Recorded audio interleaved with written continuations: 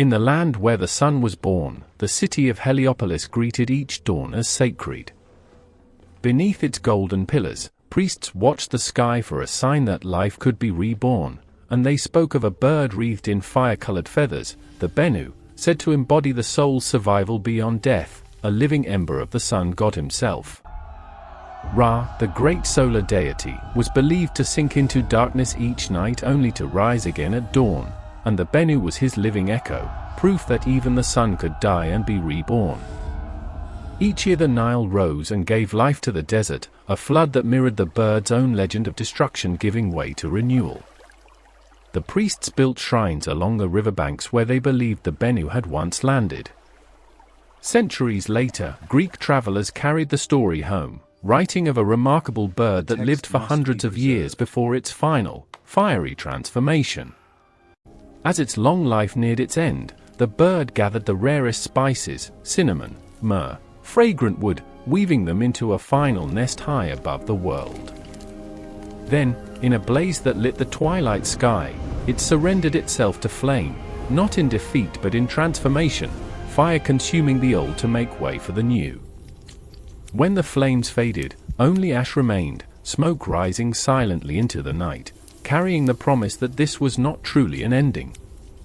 From within the ashes, a glow began to stir, light gathering and pulsing, life finding its way back from what had seemed like death. And so the phoenix rose again, wings unfolding into a dawn it had never seen but somehow always remembered, carrying the ashes of its former self across the desert toward the temple where its story was destined to return, laying down the remnants of its past life as proof that renewal was real. Behold the rebirth. Centuries later still, this image was carried into new traditions, becoming within cathedral walls a symbol of resurrection, of the soul's promise to rise beyond death. Stonemasons carved the bird into doorways and altars, a quiet reminder to all who pass beneath that endings were never final. Alchemists in candlelit chambers saw something deeper, the phoenix as the self, base and imperfect, burned away to reveal something purer underneath. They labored for years over flames of their own making, believing that if metal could be purified by fire, so too could the soul. Death, ash, rebirth, again and again, the phoenix reminds us that every ending carries within it the seed of a new beginning. Long before maps could name every corner of the earth, there were forests said to hide a creature no hunter could fully capture, a being of pure white, crowned with a single spiraling horn, moving like moonlight given form. Ancient writers tried to describe it, some called it a wild ass with a horn of bone, others believed it came from lands beyond the known world, somewhere past the edges of every traveler's map. Kings and hunters sought it, for its horn was rumored to heal and to detect poison, but it could not be taken by strength, it would rear, vanish, or strike down any who approached with violence in their hearts. Legend told of another way.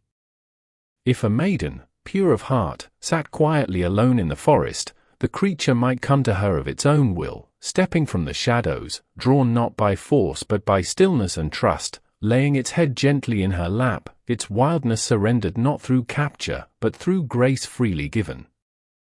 This image was woven into tapestries across medieval Europe, the unicorn enclosed in a garden becoming one of the age's most beloved symbols, standing for purity, sacrifice, and the divine made gentle enough to dwell among mortals. Weavers spent years on a single tapestry, threading silver and gold into the creature's manet so that it seemed to glow faintly even in candlelight. Its horn, the alicorn, was believed to neutralize poison with a single touch, a belief so powerful it shaped the trade of royal courts, where cups carved from narwhal tusks and rhinoceros horn were prized above gold, and where physicians ground supposed alicorn into powder to calm anxious kings. But to the mystics, the horn meant something else, a single point of focus, the mind's eye turned inward toward hidden truth.